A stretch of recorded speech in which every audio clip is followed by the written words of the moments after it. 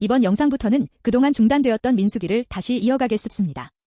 이스라엘 민족은 출애굽 후 2개월 만에 시내산에 도착하였고 그곳에서 11개월 20일간 있으면서 율법을 받고 성막을 완성하고 하나님의 나라의 기틀을 세웠습니다. 그들은 2년째 2월 20일에 가나안을 향해 시내산을 출발합니다. 그러나 하나님은 출발 전인 2월 1일에 모세와 아론에게 인구조사를 명령하십니다. 조사 대상은 20세 이상 남자의 숫자를 세는 것입니다.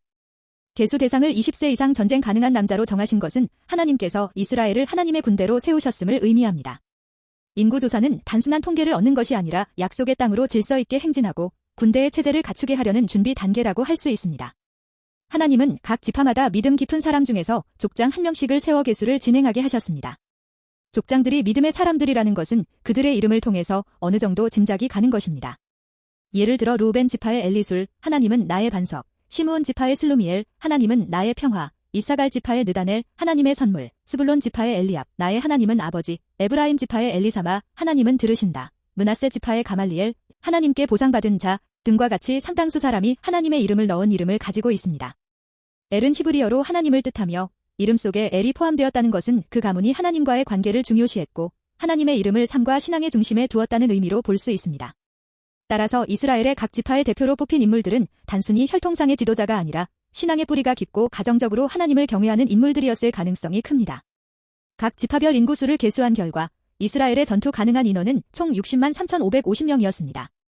이는 여자, 아이, 노인을 제외한 숫자이므로 이스라엘의 전체 인구는 약 200만에서 300만 명 이상이 될 것으로 추정됩니다.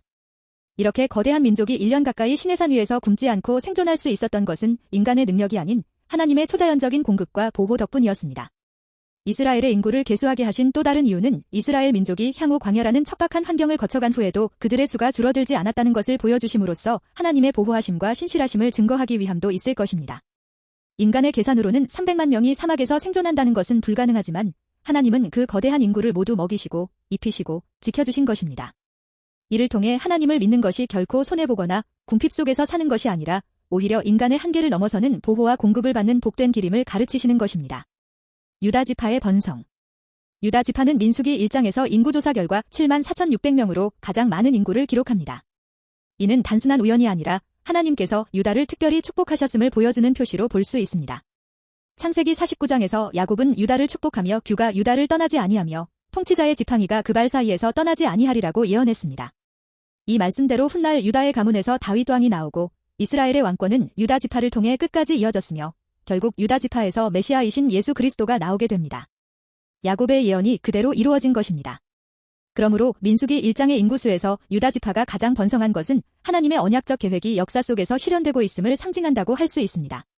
또한 민수기 2장에서 유다는 동쪽 진영의 선두로 진을 치며 이스라엘이 행진할 때에도 가장 먼저 앞장서는 리더의 역할을 맡았습니다. 이처럼 유다는 단순히 숫자의 우위뿐 아니라 영적 리더십의 중심이자 하나님의 언약을 대표하는 지파로 자리 잡았습니다. 이렇게 유다의 번성은 영적인 축복이 현실 속에서도 풍성한 결실로 이어지는 원리를 보여줍니다. 정말 바른 믿음을 지키면 현실 속에서도 우리가 원하는 경제적인 복과 건강의 복 등을 다 받을 수 있을까요? 그렇지 않다고 말할 수는 없을 것입니다. 실제로 믿음의 조상인 아브라함, 이삭, 야곱도 모두 하나님께 순종함으로써 영적인 복뿐만이 아니라 세 사람 모두 거부가 되어 물질적인 복까지 함께 받게 됩니다. 그렇다면 오늘날 우리도 하나님의 일을 맡아 충성스럽게 감당한다면 영적 복과 함께 세상에서도 풍성함을 누리게 될 것이라 기대할 수 있습니다. 물론 우리도 하나님의 일을 하고 있는데 왜 재물의 복은 부족한가? 하고 의문을 갖는 사람이 많을 것입니다. 이에 대해 성경은 분명한 기준을 제시합니다. 아브라함은 하나님의 명령에 절대적으로 순종한 사람입니다. 이삭은 세상 사람들과 물질 가지고 아웅다웅하고 싸우지 않고 성도의 아름다운 모습을 보여준 사람입니다. 야곱은 하나님의 장자권을 열렬히 사모했으며 세상 일에 있어서도 전심전력을 다한 모습을 보여줍니다. 하나님은 나를 사랑하고 내 계명을 지키는 자에게 자손대대로 은혜를 베푸신다고 약속하셨습니다. 우리가 아직 만족할 만한 재물의 복을 받지 못했다면 먼저 우리의 믿음과 행실이 이 말씀에 합당한가를 돌아보아야 합니다. 만약 그런 것 같은데도 복이 없다면 아직은 하나님께서 정하신 때가 이르지 않았기 때문일 수도 있습니다. 결국 하나님께 복을 받을 만한 사람에게 임하는 복은 영적인 것에만 국한되지 않을 것입니다. 진정한 믿음과 순종으로 하나님께 나아가는 자에게는 영적 복과 더불어 삶의 풍요로움까지 주어집니다.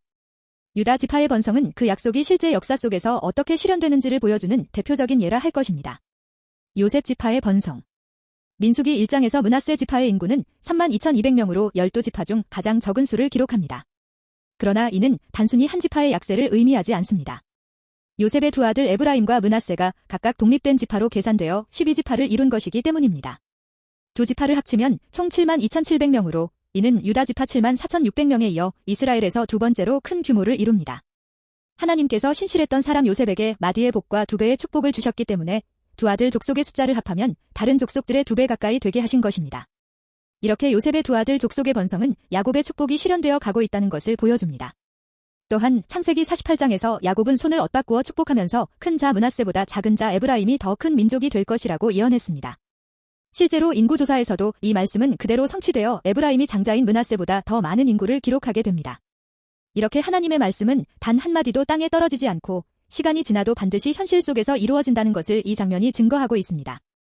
또한 유다 지파가 남쪽 왕국의 중심이 되고 에브라임과 므낫세 지파가 북이스라엘의 주축이 되는 것은 하나님께서 이때부터 미래의 질서를 미리 예비하신 섭리라 볼 수 있을 것 같습니다. 유다를 통한 왕권과 요셉의 후손들을 통한 물질 번영의 축복이 결국 언약의 틀 안에서 움직이고 있다는 것을 상징하는 것입니다. 이는 하나님께서 요셉같이 충성된 자에게 자손대대로 복을 이어주시는 것임을 알 수 있습니다. 요셉이 이집트에서 고난 속에서도 믿음을 지킨 결과 그의 후손들은 광야의 세대에서 큰 축복을 누리는 지파가 되고 있는 것입니다. 레위 지파의 제외와 구별. 민수기 1장의 마지막 부분에서 하나님은 레위 지파를 인구조사에서 제외시키십니다. 요셉의 두 아들 에브라임과 므낫세가 각각 한 지파로 세워지면서 지파의 수는 13이 되었지만 하나님은 레위를 인구조사에서 제외하여 다시 12지파 체계를 유지하게 하셨습니다. 이는 질서의 하나님, 언약의 일관성을 지키시는 하나님의 세밀한 섭리입니다. 민족의 숫자 속에서도 하나님의 완전한 계획이 반영된 것입니다. 레위 지파는 전쟁을 위한 군사적 임무 대신 성막, 회막과 그 모든 기구를 관리하고 제사와 예배를 담당하는 사명을 맡았습니다. 즉, 레위인은 칼과 창의 전쟁이 아니라 하나님을 예배하는 일만 전적으로 담당하는 것입니다. 다른 지파가 몸으로 나라를 지켰다면 레위 지파는 기도와 예배로 하나님의 임재를 지키는 소중한 임무를 맡은 것이라 할 수 있습니다. 민수기 2장은 인구조사를 마친 후 광야를 행진하기 전에 진을 치는 모습, 이동하는 방법 등을 하나님께서 친히 정하신 장입니다. 이 배치는 단지 행정적인 편리함을 위해서가 아니라 하나님이 직접 설계하신 거룩한 진영 구조도라 할 수 있습니다. 진을 칠 때에는 그 중심에 하나님의 임재를 상징하는 성막이 자리하고 그 주위에 네 방향으로 12지파를 배치하십니다. 이 질서는 이제 무질서한 유목민 집단이 아니라 하나님이 이끄시는 왕의 군대 모양을 갖추게 하는 것입니다. 각 지파는 자신의 위치와 역할이 정해져 있으며 모든 행진과 정진은 여호와의 명령에 따라 이루어지게 하십니다. 진영 배치와 이동 방법에서의 질서 이스라엘은 각기 자기의 깃발 아래 질서 있게 자리 잡되 성막을 중심으로 사방에 진을 치게 하십니다. 진은 동서남북 네 방향으로 세 지파씩 배치되었고 이동할 때에 동쪽의 지파부터 이동을 시작하게 하십니다. 각 방향의 세 지파에는 중심 역할을 하는 대표 지파가 있었습니다.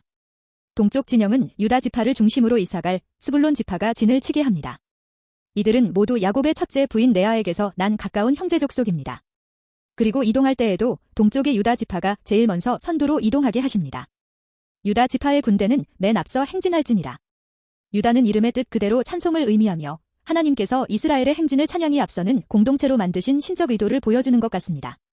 또한 훗날 메시아 예수 그리스도가 유다 지파에서 나올 것을 예표하는 중요한 상징이기도 합니다. 남쪽 진영의 르우벤과 시므온 역시 같은 레아의 후손이며 레아의 몸종에게서 난 갓 지파가 포함됩니다.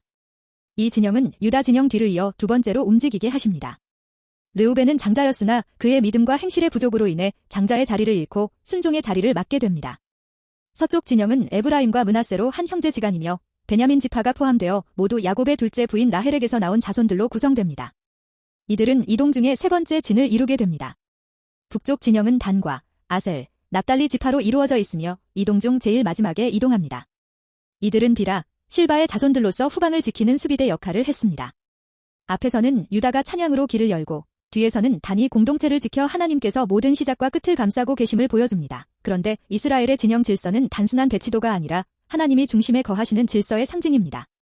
이스라엘이 진을 칠 때면 성막이 가장 중앙에 자리했고 그 성막 주위를 레위 지파가 빽빽히 둘러싸 보호하며 진을 치는 식으로 배치되었습니다. 레위 사람들은 단순한 수비 역할만이 아니라 하나님의 임재를 지키는 거룩한 파수꾼이었습니다. 이스라엘의 12지파는 레위 지파 바깥에 동서남북 네 방향으로 균형 있게 진을 쳤습니다. 그리고 그 한가운데 하나님의 성막이 중심에 자리했습니다. 이렇게 성막을 이스라엘 완전히 중앙에 배치하게 하신 것은 하나님께서 이스라엘과 함께 하신다는 임마누엘의 시각적 상징이었습니다. 하나님께서는 결코 그들과 멀리 떨어져 계신 존재가 아니라 그 백성의 한가운데에 거하시는 분이라는 뜻입니다. 이 질서는 이동 중에도 그대로 유지되었습니다.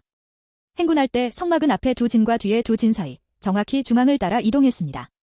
하나님은 언제나 백성의 정중앙에서 함께 걸으셨습니다.